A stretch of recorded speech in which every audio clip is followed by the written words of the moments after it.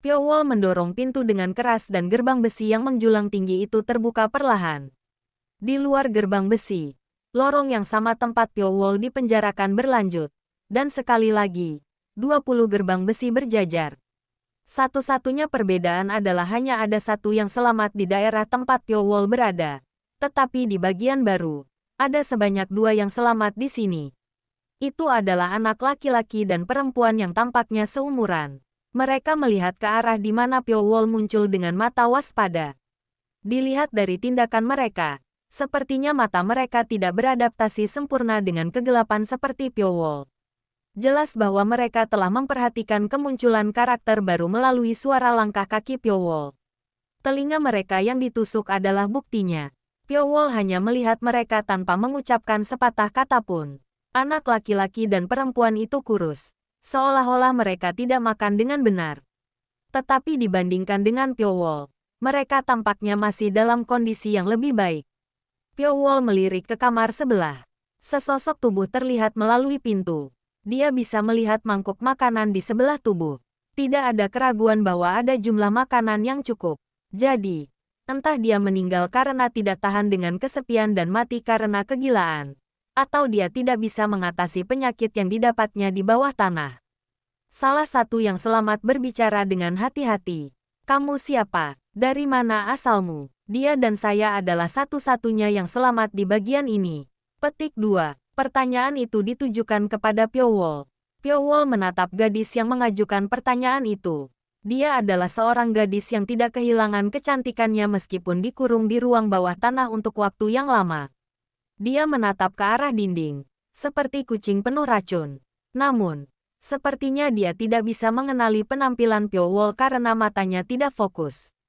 Anak laki-laki di sebelah gadis itu juga melihat ke arah Pyo Wol dengan tatapan sangat waspada. Jika sudah terlambat, ia memiliki momentum untuk menyerang Pyo Wol. Yo Cha-Hamyeon. Mata mereka tidak dapat sepenuhnya beradaptasi dengan kegelapan seperti Pyo Wol, tetapi indera pendengaran dan penciuman mereka masih berkembang pesat. Karena alasan itulah mereka berhasil memperhatikan kedatangan Pyo Wol dan menjadi waspada. Pyo Wol membuka mulutnya. Nama saya Pyo Wol. Saya dikurung di area yang berdekatan. Area sebelah. Jadi maksudmu ada tempat lain seperti ini? Sepertinya begitu. Menanggapi jawaban Pyo Wol, gadis itu menggigit bibirnya. Gadis itu, seperti Pyo Wol, tidak tahu bahwa mereka berakhir di sini dan ditangkap di sini dan hidup selama beberapa bulan.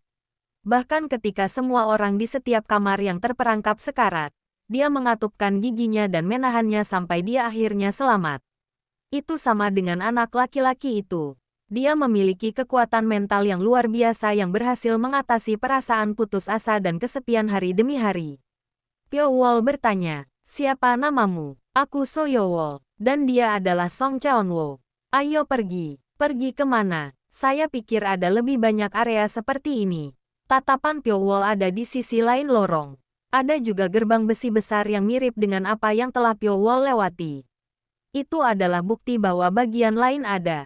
Jadi Yo Wol dan Song Cheon-woo tidak mengenali keberadaan gerbang besi yang membagi bagian yang berbeda karena mereka tidak memiliki mata yang bisa melihat menembus kegelapan. Jadi suara Yo Wol bergetar. Ya Tuhan, ada lebih banyak tempat seperti ini. Ikuti aku. Pyo Wol memimpin. Jadi Yo Wol dan Song Cheon-woo mengikuti suara langkah kakinya.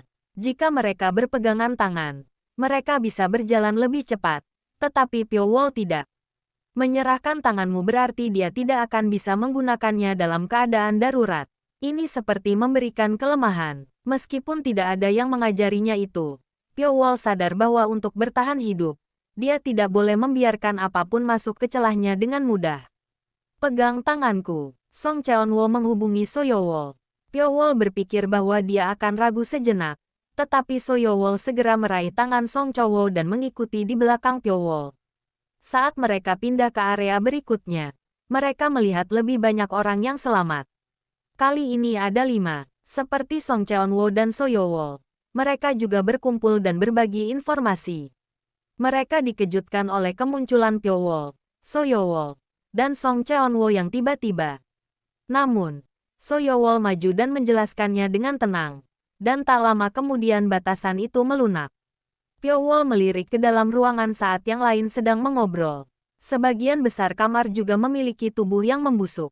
Tidak seperti bagian Pyo Wol, hanya beberapa orang yang meninggal karena kelaparan.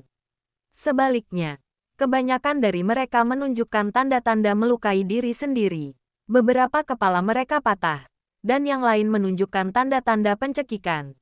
Mereka pasti tidak bisa menahan rasa putus asa, kesepian, dan ketakutan sehingga mereka memilih untuk bunuh diri. Itu adalah lingkungan yang keras bagi anak-anak di masa remaja mereka untuk bertahan. Masuk akal bagi mereka untuk bunuh diri. Hal berikutnya yang dilihat Pyo Wol adalah mangkuk makanan mereka. Itu pasti lebih besar dari mangkuk makanan di area di mana Pyo Wol dikurung. Dan jumlah makanannya lebih banyak. Setidaknya dalam hal makanan, jelas bahwa mereka menerima lebih banyak jatah daripada area di mana Pyo Wol dikurung. Apakah mereka diskriminatif? Apapun tujuan dari mereka yang memenjarakan mereka di sini, jelas bahwa mereka mengaturnya dengan memberikan tingkat perlakuan yang berbeda pada setiap bagian. Dalam membandingkan bagian-bagian yang telah dia amati, lingkungan di daerah di mana Pyo Wol dikurung adalah yang paling keras. Merupakan keajaiban tersendiri bahwa Pyo Wol berhasil bertahan hidup di sana sendirian. Namun, anak-anak yang sedang berbicara di luar sepertinya tidak menyadari fakta itu. Saat Pyo Wol keluar, So Yowol merasakan kehadirannya dan berkata, anak-anak ini juga dipenjara pada waktu yang sama dengan kami. Ini Li Min dan Go Sinok. Dan seolah-olah mereka sudah memiliki nama yang sama. So Yowol memperkenalkan anak-anak sebagai perwakilannya. Pyo Wol diam-diam mengingat nama mereka. Di distrik ketiga, Li Min dan Go Sinok menonjol. Li Min adalah gadis cantik yang mirip dengan So Yowol. Sedangkan Go Sinok adalah pria yang sangat tampan. Dia memiliki garis wajah dan penampilan yang begitu indah sehingga dia tidak bisa dianggap sebagai pria. Mungkin ada banyak gadis yang jatuh cinta padanya saat dia di luar. Li Min berbicara ke arah yang dia duga di mana Pyo Wol berada. Halo, saya Li Min. Aku akan berada dalam perawatanmu mulai sekarang. Dia tidak tahu apa yang dia minta, tapi Pyo Wol diam-diam menganggukkan kepalanya. Mueosel, para penyintas terus melanjutkan ke bagian berikutnya. Ada beberapa yang selamat di area berikutnya. Sekitar 8 orang selamat. Setiap kali mereka pindah ke bagian lain, jumlah yang selamat terus meningkat. Pada akhirnya, jumlah mereka yang selamat mencapai 100 kekalahan sementara jumlah mereka yang meninggal lebih dari 2 kali lipat. 300 orang dimasukkan, dan hanya 100 dari mereka yang selamat. Tidaklah normal jika 300 anak kecil dipenjarakan. Tidak peduli seberapa besar provinsi Sichuan. Jika 300 anak hilang pada saat yang sama, sekte yang kuat tidak akan tinggal diam. Tetapi jika mereka memperluas jangkauan mereka ke bagian lain dunia maka mereka mungkin tidak akan diperhatikan. Dalam kasus Pyo Wol, dia ditangkap di Honam yang jauh dari Sichuan. Jadi Yowol dan Song Chunwo juga yatim piatu jadi mungkin yang lain juga. Bahkan jika mereka menghilang, tidak ada yang akan peduli dan mencari mereka. Mereka adalah target sempurna bagi siapapun untuk melakukan konspirasi rahasia. Pyo Wol membuka pintu ke area berikutnya. Namun, pemandangan yang muncul kali ini berbeda dari yang ia bayangkan. Sebuah gua bawah tanah yang besar terbentang di depan mata mereka. Gua bawah tanah itu sangat besar sehingga jika bukan karena obor yang tergantung di mana-mana untuk menerangi tempat itu, mustahil untuk menebak ukurannya.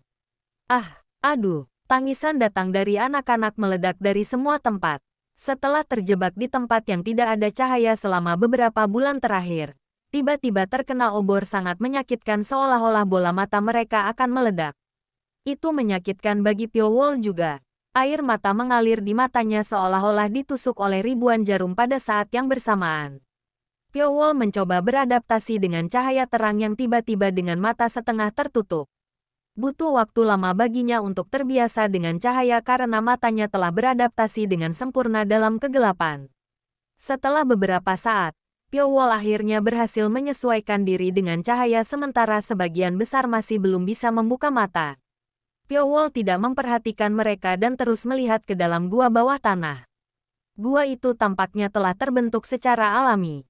Stalaktit besar yang tergantung di langit-langit adalah buktinya. Struktur gua itu menyempit saat naik, seperti mangkuk yang terbalik. Di dalam gua itu penuh dengan bangunan yang terbuat dari kayu. Bangunan-bangunan itu dibuat secara kasar seolah-olah dimodelkan setelah sebuah rumah bangsawan. Apa ini? Anak-anak yang terlambat melihat kembali, terkejut menemukan bangunan. Sungguh menakjubkan menemukan gua bawah tanah yang begitu besar. Namun melihat bangunan kayu yang berdiri di tengahnya yang pasti dibuat oleh tangan manusia membuat mereka waspada. Pyo-wol berjalan menuju gedung itu. Jadi Yo-wol dan Song Cheon-wo dengan cepat mengikuti di belakangnya. Diikuti oleh Li Min dan Go Sinop. Pyo-wol melihat ke dalam gedung di pintu masuk, dan berkata, "Tidak ada orang di sini. Betulkah?" Cahaya kecurigaan muncul di wajah So-yo-wol. Mereka terus mencari semua bangunan lain. Tetapi mereka tidak menemukan siapapun. Anak-anak memiliki wajah bingung. Mereka waspada bahwa mereka akan menemukan orang lain. Tetapi mereka tidak tahu apa yang harus dilakukan sekarang karena mereka sendirian. Sementara anak-anak bingung, Pyo-wol tidak berhenti memeriksa bangunan itu. Bangunan itu tidak terlalu tua. Dilihat dari kondisi kayunya, jelas baru dibuat. Butiran kayu dan debu yang menumpuk di atasnya memperjelas bahwa itu dibuat selama Pyo-wol dan anak-anak dikurung di setiap bagian. Akibatnya, bangunan itu sendiri dalam kondisi buruk. Dari luar tampak baik-baik saja, tetapi di dalam, itu mengerikan. Hanya penampilannya yang terlihat baik-baik saja, tetapi bagian dalamnya sangat kasar sehingga tidak mungkin bagi seseorang untuk hidup.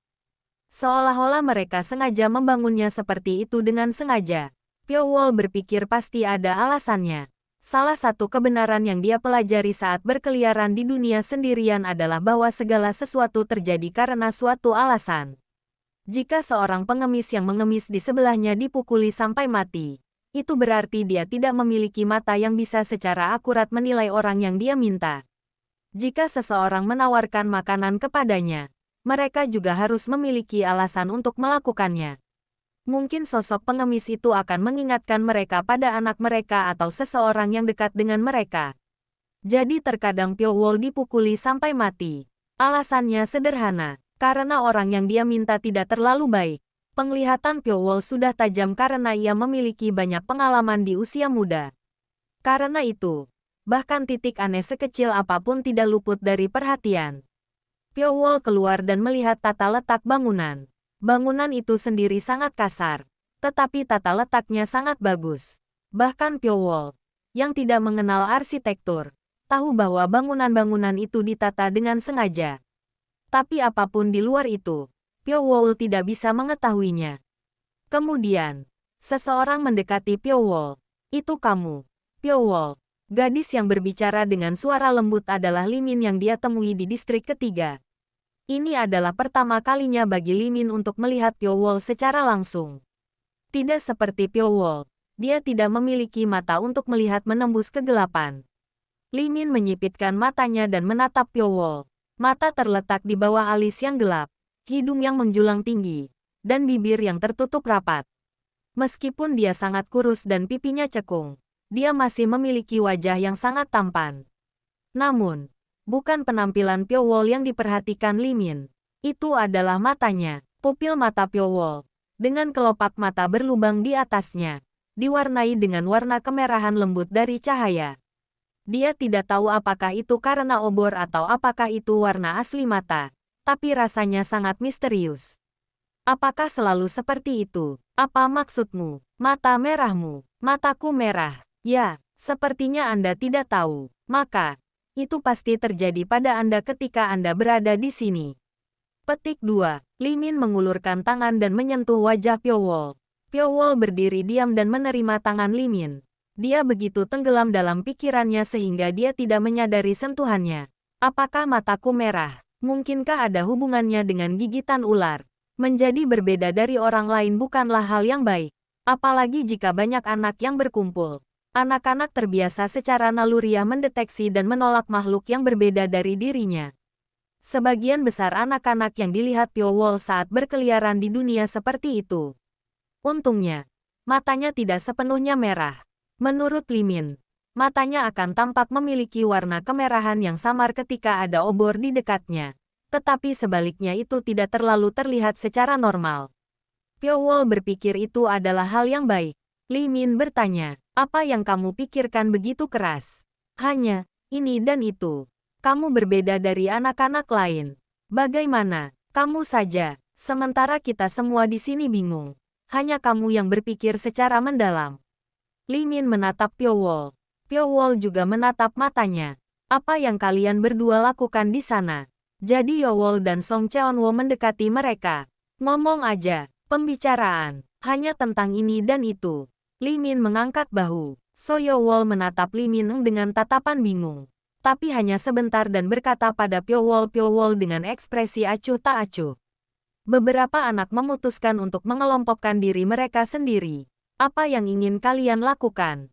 Tentang apa? Kau ikut dengan kami, kan? Jadi Yo Wol berkata dengan ekspresi yang sangat alami. Dan Song Chunwo, yang berada di belakangnya, mengangguk dan setuju dengannya. Pyo Wol menatap mereka sejenak lalu membuka mulutnya. Kita lihat saja nanti. Apa maksudmu kau akan melihat? Apakah Anda mengatakan Anda tidak akan bergabung dengan kami? Saya hanya mengatakan bahwa saya akan menunggu untuk melihat bagaimana keadaannya. Mungkin jawaban Pyo Wol tidak terduga. So Yo Wol tidak dapat berbicara sejenak. Song Chowo tampak seperti akan marah kapan saja. Tapi bersama So Yo Wol menenangkan amarahnya. Dia menyadari bahwa terisolasi untuk waktu yang lama dalam kegelapan akan menyebabkan seseorang kehilangan akal. Beberapa telah berhasil mempertahankan identitas mereka dengan kekuatan mental yang kuat, tetapi tidak semuanya bisa. Terlebih lagi, orang-orang yang sekarang terperangkap di ruang bawah tanah ini hanyalah anak-anak berusia awal hingga pertengahan 13 tahun. Karena mereka terpenjara dalam keadaan di mana pikiran mereka tidak sepenuhnya berkembang, hancurnya ego mereka sangat serius. Itu mungkin tidak muncul di permukaan sekarang. Tetapi tidak ada yang tahu masalah apa yang akan ditimbulkannya di masa depan. Pyo Wol belum mau bergaul dengan mereka. Pyo Wol tidak mempercayai anak-anak lain. Dia bahkan tidak percaya pada dirinya sendiri.